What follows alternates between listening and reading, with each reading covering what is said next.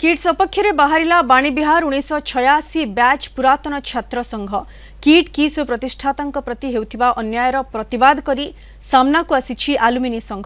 Kit विश्वविद्यालय रे 16 तारिख में घटिथिबा घटना नहीं किट कुलपति और रेजिस्ट्रार क्षमा प्रार्थना करि सारिछंती। तथापि किट किस और एहार प्रतिष्ठाता विरोध रे नकारात्मक कैंपेनिंग करा जाउछि। एभली अपप्रचार घोर निंदनीय बोली कहिसेंती बाणीविहार 1986 बैच छात्र संघर सभापति डॉक्टर अजय प्रधान। ओडिशा और देश में शिक्षा क्षेत्र में किट अनेक योगदान करि आसिछि, एहाकु नष्ट करा न जाऊ बोली कहिसेंती डॉक्टर अजय प्रधान। भुवनेश्वर रे एजुकेशनल परिवेश क्रिएट करिबारे डॉक्टर अच्युत सामंत होचंदी एक जण व्यक्ति जो विदेश हजार हजार छात्र छात्री आसुचंदी पढुचंदी।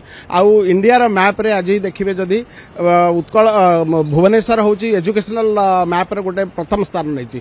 आ सेति पे आमे जदी सेटाकू खोळे गोळे करबा आउ मीडिया थ्रू रे जो जिनसोडा नाही असत्य कथा प्रचार करी ताकू एडवर्टाइज करी हाइप करी करबा निजर स्वार्थ हेटा हूँ बहुत ही निंदनीय। मु समस्त रिक्वेस्ट करुच्ची देशर जातिर आम ओडिशार स्वाभिमान हिसाब से एटा को बंद करंतु।